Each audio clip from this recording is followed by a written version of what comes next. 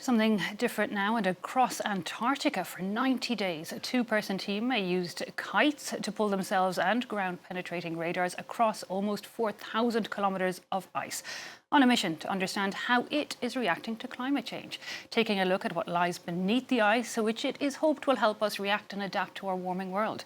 Glaciologist Dr. Heïdi, Sevestre and explorer Matthieu Tordeur, you're here to bring us more insight. Welcome to the show and thanks for joining us. This expedition, explain to me first of all the goal that you both had. The goal was to cross the Antarctic continent, which is absolutely massive. We have a comparison in France. We say it's 25 size the time of France. And we crossed it using the wind power only, using big kites to travel. And that was a good way of traveling in this beautiful and gigantic place, because if we dragged the sleds behind us with our own muscles, it would have taken a lot of time. So we managed to cross from one coast to the other and to go through points of collection for scientific data where scientists don't go often because they are so far to reach. So the plan was to drag ground-penetrating radars behind us to collect data that is very crucial to understand how it is reacting to climate change. So did you get that data? Yeah, we collected thousands of kilometers worth of data, which was definitely a little bit of a feat in those conditions. It was extremely cold, really hard to charge batteries. But we pulled two different ground-penetrating radars. The first one helps us to understand whether or not Antarctica is receiving more snowfall because of climate change. And this is important because it could actually potentially offset the loss of ice that happens around the periphery of Antarctica.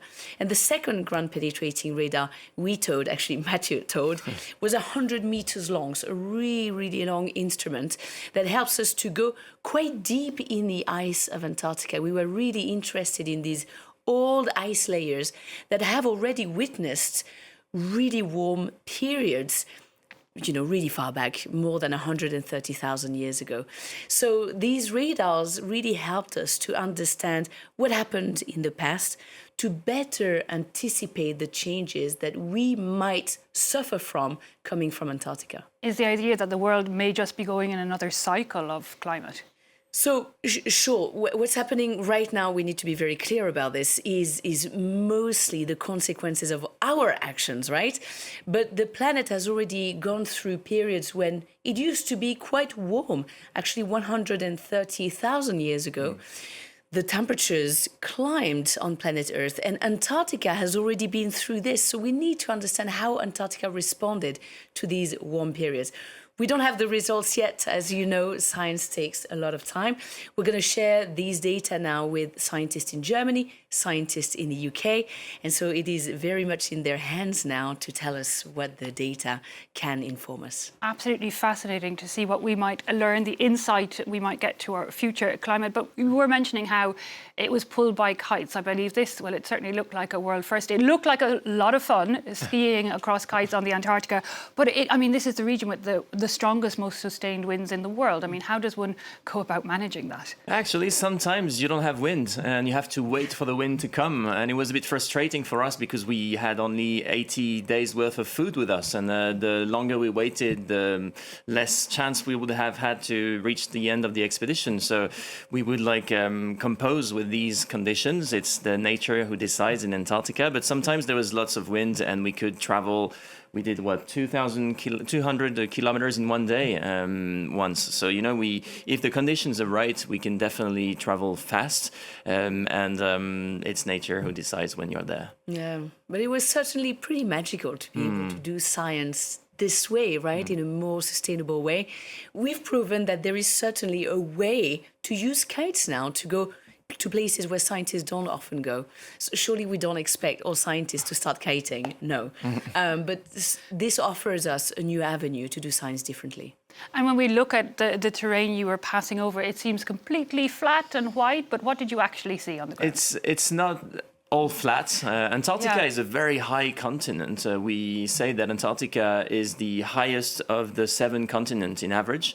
And that means that sometimes we're on high plateaus, and these high plateaus, they have strong winds that sculpt the surface. And we experience a surface sometimes that was very bumpy, with lots of ice crests, ice ridges, sastrugies, we call them these crests. And it was a problem for us to progress because obviously it was hard on our knees, on our legs, but it was very hard on our equipment and gear and the radars we were dragging, because everything was moving very violently in the sleds, and they were like washing machines inside the sleds, and the equipment suffered, and that meant that we had to do a lot of repair and be very careful to maintain this equipment so that we could reach the end. It was just the two of you. I mean, what did you have in terms of backup? Did you use solar panel to regenerate everything? I mean, yeah, absolutely. So we had a ton of solar panels to charge our batteries, but bearing in mind that batteries will not charge if the temperatures are negative.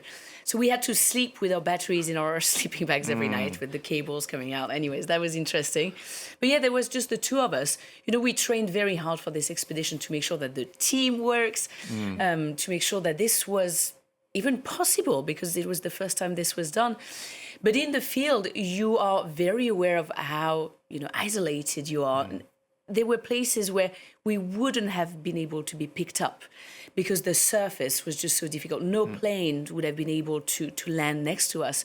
So we had to be very vigilant, really aware of how careful we had to be. And we had to stay focused until the very last minute of the expedition. You can't afford any mistakes in this environment. It sounds like an incredible undertaking. I imagine it takes years to train for. I know we have to wait a long time to get the results of the data you brought back, but were you surprised by anything you saw in Antarctica? I think what surprised me was simply how difficult things were. We were expecting it to be challenging, but simply the surface was unmanageable most days. You have to understand that below minus 30 degrees, everything breaks. So everything that's made of plastics, of rubber, everything breaks, right? So we had so much electronics that we every day had to spend a couple of hours just fixing everything. And to me, I started to realize that, sure, we can do these sort of expeditions, but you need to make sure that every day you understand you're going to have to spend a lot of time fixing everything. So it was a good challenge. I liked the mental exercise of having to find solutions. And I think that's one of the most important messages we wanted to share with the youth following us. We had 300,000 youth following the expedition in 41 different countries. We worked with a fantastic NGO called Polar Witnesses, Témoins Polaires in French.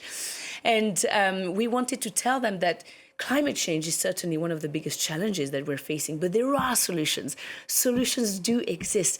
We have all the tools in our hands to try to fix it today. We just haven't quite decided to get there yet. Okay, a positive note to end on. Unfortunately, we have to leave it there, and I still wanted to ask how you even got into your careers, because they are unique ones. But thanks so much for your time.